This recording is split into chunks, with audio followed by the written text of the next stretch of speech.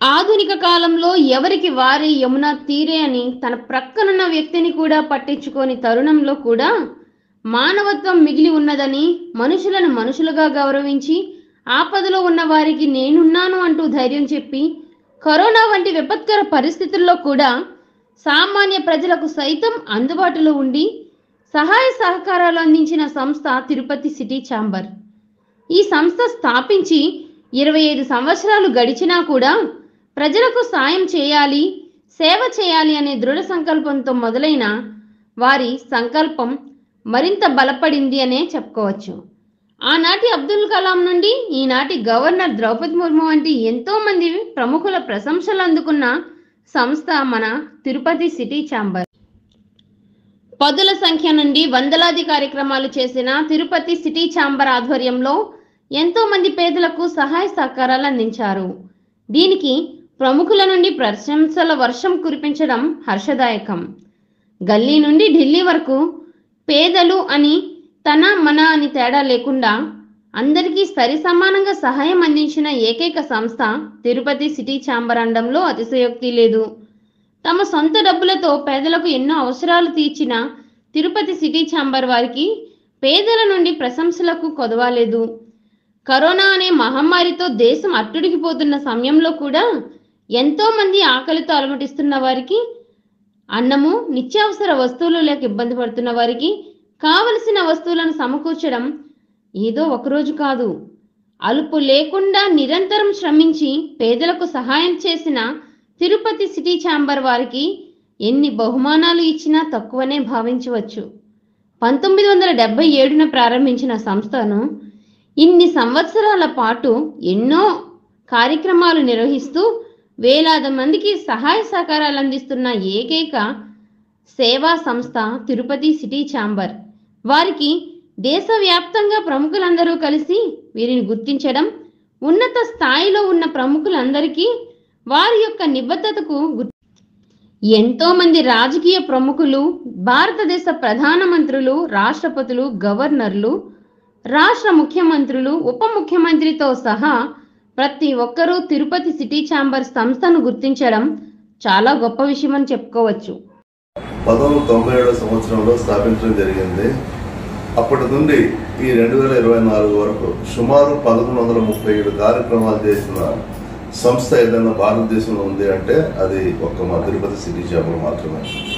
అన్ని కార్యక్రమాలు ఏ సంస్థ చేయలేదు, ఎవరూ చేయలేదు. మాకు చాలా రికార్డ్స్ వచ్చినాయి. India book of record, Telugu book of record, national book of రికార్డ్తో కూడా మా సిటీ ఛాంబర్ నమోదైంది.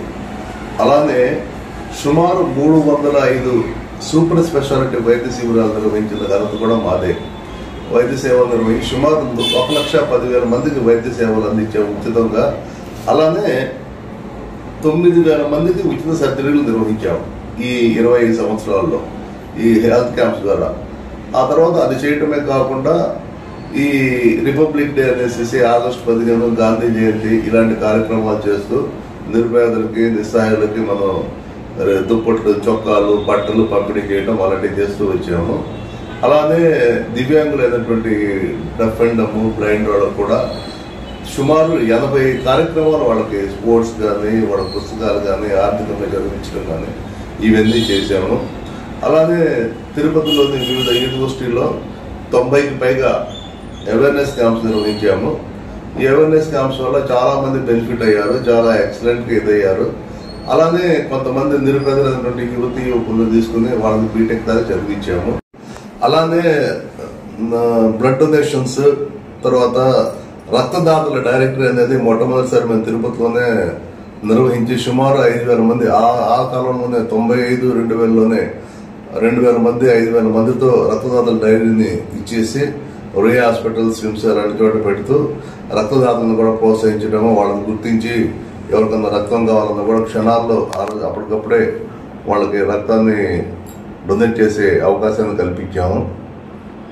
తర్వాత పోతే ఇక అందరికీ తెలిసిన విషయమే సబ్జెక్టులో ఖైదీలకు కూడా అక్టోబర్ 2 గాంధీ జయంతిన, తర్వాత జనవరి 20 రిపబ్లిక్ డే వేడుకలు కూడా ప్రతి సంవత్సరం అక్కడే చేస్తున్నాము. ఖైదీల్లో కూడా గాంధీ జయంతి అంటే ఖైదీల సంక్షేమ దినము కాబట్టి అవి చేస్తాం. తర్వాత రాష్ట్ర మంత్రులు, జిల్లా అధికారులు, కలెక్టర్లు, ఎస్పీలు ఇలాంటి వాళ్ళతో సుమారు 60 ముఖాముఖి కార్యక్రమాలు, ప్రజలతో ముఖాముఖి కార్యక్రమాలు నిర్వహించి సుమారు 1800 నుండి 4000 సమస్యలను అప్పటికప్పుడే పరిష్కరించడం జరిగింది. ఈ ముఖాముఖి కార్యక్రమాలకి అప్పటి మంత్రులు గోపాలకృష్ణారెడ్డి గారు, తుమ్మల నాగేశ్వరరావు గారు, అప్పటి పార్లమెంట్ సభ్యులు డాక్టర్ శివప్రసాద్, ఆయన అప్పుడు మంత్రి గారు కూడా డాక్టర్ శివప్రసాద్ గారు, తిరుపతి ఎమ్మెల్యే మోహన్ గారు, తిరుపతి మున్సిపల్ చైర్మన్ శంకర్ రెడ్డి గారు, తిరుపతి మున్సిపల్ కమిషనర్ మోహన్ రెడ్డి గారు, ఎస్పీ గారు, జిల్లా కలెక్టర్లు, జాయింట్ కలెక్టర్లు వీళ్ళంతా పాల్గొని ప్రజా సమస్యలను అక్కడికక్కడే పరిష్కరించడం జరిగింది. అలానే ఇంకోటి మనం చెప్పుకోదగ్గ ఇది ఏంటంటే, ఫస్ట్ స్టార్ట్ చేసమే 100 కార్యక్రమాలు చేశాము. 100వ కార్యక్రమానికి అప్పుడు లోక్సభ స్పీకర్ శ్రీ బాలయ్య గారు మా కార్యక్రమానికి రావడం అనేది నిజంగా మేము ఎంతో గర్వించదగ్గ విషయం. ఆ కార్యక్రమం చిన్న ఆర్గనైజేషన్ మాది, అలాంటిది ఆయన వచ్చి మాకు ప్రోత్సహించాడు. అయినా కూడా మేము ఇప్పటి వరకు కూడా ప్రభుత్వం నుండి కానీ ఎవరి నుండి కానీ ఎటువంటి ఆర్థిక సహాయం లేకుండా మా సభ్యులు ఇచ్చే డబ్బులతోనే, మాకుండే స్పాన్సర్లతోనే మేము ఈ కార్యక్రమాన్ని నిర్వహిస్తున్నాము. అదేవిధంగా ప్రముఖులు ఇప్పుడు అంటే ఎక్కడ ఒక రాష్ట్ర అంటే ఇది రాష్ట్ర స్థాయి వరకే ఈ సిటీ ఛాంబర్ అనేది పరిమితమైందా, లేదా దేశవ్యాప్తంగా కూడా ఈ సిటీ ఛాంబర్ అనే సేవా కార్యక్రమాలను విస్తృతం చేశారా? తిరుపతి సిటీ ఛాంబర్ అనేది తిరుపతికే పరిమితం చేశాం. బట్ మాకు ఇక్కడ ఏంటంటే, మా కార్యక్రమాలకి పద్మశ్రీ అవార్డు గ్రహీతలు పద్మశ్రీ డాక్టర్ కాకల సుబ్బారావు గారు, ఈయన నిమ్స్కి రాష్ట్ర వైద్య ఆరోగ్య సలహాదారుడుగా ఉన్నారు. 22 సంవత్సరాలు ఆయన ఒకే ప్రోగ్రాంకి ముఖ్య అతిథిగా వచ్చిన ఘనత మా సిటీ ఛాంబర్కే దక్కుతుంది. 97 నుండి 2019 దాకా, కరోనాకు ముందు దాకా మా కార్యక్రమాలకు వచ్చారు. అప్పటికి ఆయన 96 సంవత్సరాలు.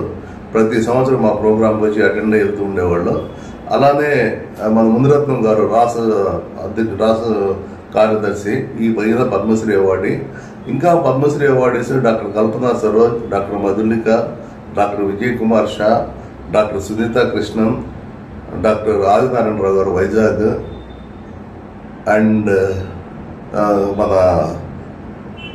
రామయ్య గారు అనేసి కోటి మొక్కలు నాటాడు, ఈయన ఖమ్మంలో ఉంటాడు.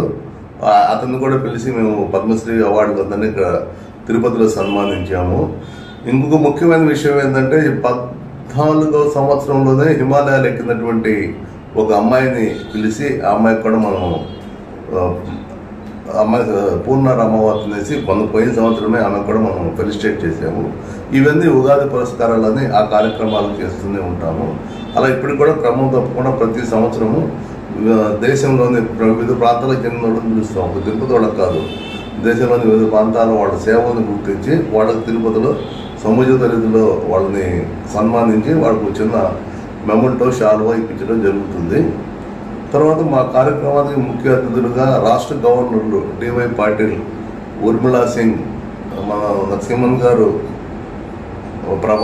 ప్రభాగౌడ్, ప్రభారావు, అండ్ దెన్ బండారు దత్తాత్రేయ గారు, ఇలాంటి గవర్నర్లు, డివై పాటిల్ గారు, తర్వాత ఇలాంటి గవర్నర్లు అందరూ మా కార్యక్రమానికి ముఖ్య అతిథులుగా వచ్చారు. సుమారు 15 మంది గవర్నర్లు మా సిటీ ఛాంబర్ కార్యక్రమాన్ని తిరుపతిలో ముఖ్య అతిథులుగా విచ్చేశారు. ఇంకొక అదృష్టం ఏంటంటే, సిటీ ఛాంబర్కి అబ్దుల్ కలాం గారి దగ్గర నుండి ఇప్పటి రాష్ట్రపతి ద్రౌపది ముర్ము దాకా వారందరి అభినందనలు తీసుకున్న ఏకైక సంస్థ తిరుపతి సిటీ ఛాంబరే. అబ్దుల్ కలాం గారిని కలిసాం రాష్ట్రపతి భవన్లో, ప్రతిభా పాటిల్ గారిని కలిసాం రాష్ట్రపతి భవన్లో, మన ప్రణబ్ ముఖర్జీ గారిని కలిసాం రాష్ట్రపతి భవన్లో, మన ఇప్పుడుండే ద్రౌపది ముర్ము గారిని తిరుపతిలో కలిసాము. త్వరలో ఢిల్లీలో కూడా మేడంని కలిసి మా సిటీ ఛాంబర్ విషయాలన్నీ వాళ్ళకు కూడా తెలుస్తాం, మేము చేసే కార్యక్రమాలు అవన్నీ వాళ్ళకి మనం తెలియజేస్తున్నాము. అలానే అప్పటి గవర్నర్, పూర్వ గవర్నర్, బాంబే మహారాష్ట్ర గవర్నర్ విద్యాసాగర్ రావు గారు కూడా మా చాలా కార్యక్రమాలకు వచ్చారు.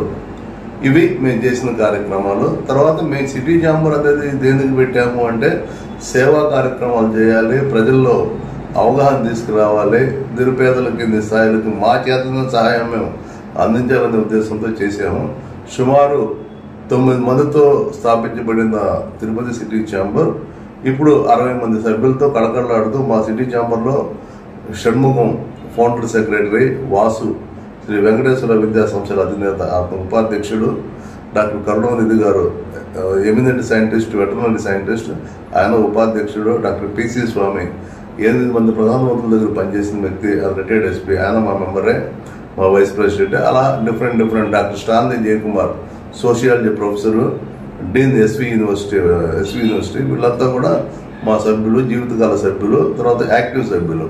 నందిని ఇలాగ చాలా మంది, స్వరాజ్యలక్ష్మి మేడము, ఇలా చాలా మంది వివిధ కార్యక్రమాల్లో పాల్గొంటూ విశాలక్ష్మి మేడం వీళ్ళంతా ఉన్నారు.